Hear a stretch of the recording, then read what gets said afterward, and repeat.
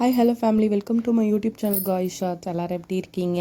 Wednesday morning அன்னைக்கு டே ஒரு 7 o'clock தான் எனக்கு ஸ்டார்ட் ஆச்சு. கொஞ்சம் சில்லுன்னு கிளைமேட் இருந்ததுனால எழுந்திரிக்க கொஞ்சம் லேட் ஆகிடுச்சு.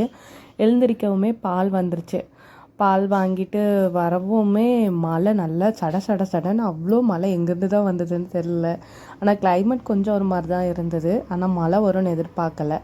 மழைலாம் வந்தோடனே அதை கொஞ்சம் நேரம் பார்த்துட்டு அதுக்கப்புறம் பாப்பாவுக்கு பால் காய்க்க தான் ஆரம்பிச்சிட்டேன். சரி ஓகே, இனி நம்ம குக்கிங்கை ஸ்டார்ட் பண்ணால் தான் டைம் கரெக்டாக இருக்கும் அப்படின்னு சொல்லிட்டு நானும் வேகமாக குக்கிங்கும் ஸ்டார்ட் பண்ணிட்டேன். இன்றைக்கி சமையல் வந்து கீரையும் கேரட் பீன்ஸ் பொரியலும் தான் வச்சேன். கொஞ்சம் சிம்பிளாக பண்ணிக்கலான்னு தான் பண்ணேன். கீரை வாங்கி 2 நாள் ஆச்சு.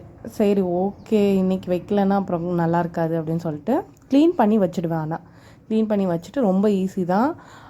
வெங்காயம், பூண்டு, பச்சை மிளகாய், தக்காளி கொஞ்சம் நிறைய போட்டுக்கிறேன். ஏன்னா புளிலாம் போட மாட்டோன்றதுனால அதை போட்டுட்டு ஜீரகம், மஞ்சத்தூள், பெருங்காயத்தூள், உப்பும் போட்டு கொஞ்சம் பருப்பு, கொஞ்சம் டேஸ்ட்டுக்காண்டி பருப்பும் போட்டு குக்கரில் ஒரு 4லேருந்து 5 விசில் அடிச்சுப்பேன். ஆல்ரெடி கொஞ்சம் மசிஞ்ச மாதிரி தான் இருக்கும். நானும் அதுக்கப்புறம் மற்ற வச்சு நல்லா மசிஞ்சுட்டு இந்த கீரைக்கு ஒரு தாளிப்பு கொடுத்தோன்னா கீரை ரெடி. சாப்பாடும் தண்ணி கொதிச்சோன்னே அரிசியும் போட்டுட்டேன்.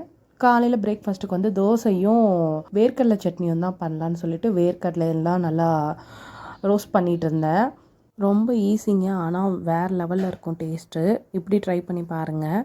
வேர்க்கடலையை நல்லா ஃப்ரை பண்ணிக்கிட்டு அதை கூல் டவுன் பண்ணிக்கோங்க. அதே பேனில் வரமிளகாவையும் பூண்டையும் லைட்டாக சும்மா ஃப்ரை பண்ணிக்கோங்க, அவ்வளோதான். வேறு எதுவுமே இல்லை. இதை கூல் டவுன் பண்ணி அரைச்சிக்கோங்க. இதுக்கு ஒரு தாளிப்பு கொடுத்திங்கன்னா ரொம்ப டேஸ்டான வேர்க்கடலை சட்னி ரெடி.